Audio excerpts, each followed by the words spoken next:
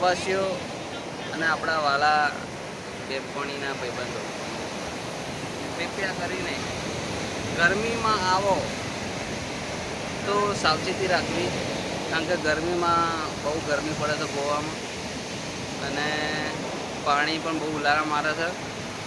લોકોને નાહવું હોય છે તો એ નાહવા મળતું નહીં, કારણ કે દરિયો પણ બહુ ઉલાળા મારે છે. એટલે જે બી કરીને 2 દિવસ માટે આવજો. ફરવા આવતા હોય તો 2 દિવસ માટે આવજો. હા ને,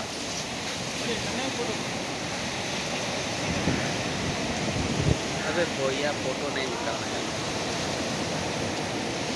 2 દિવસનો પ્રવાસ છે તો બહુ ફરવાનું નહીં થતું, અને ફરવું હોય તો એક્ટિવા લઈ લો, કાં તો તમારા જોડે વધારે પૈસા હોય તો ગાડી લઈ લો.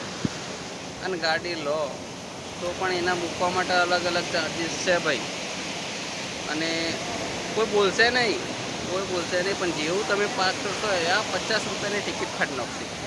સૌથી સારો દિવસ સવાર છે, અને સાંજે નાહવા આવો, બીચ ઉપર બેસો આરામથી, ફેમિલી સાથે આવો કે છોકરાઓ સાથે આવો કે ગર્લફ્રેન્ડ સાથે આવો કે ગમે તે સાથે આવો, ફરો. અને ખાસ ધ્યાન રાખજો, ટ્રાવેલિંગમાં એડવાન્સમાં રહેવું પડશે. અને પીવાની બહુ બધી જગ્યાઓ છે, પણ પીવા માટે થોડું સાચવજે. પીવા માટે બહુ જગ્યા છે, જોઈ લેજો. બીચ ઉપર પાર્ટી થાય છે ભાઈ, પાર્ટી.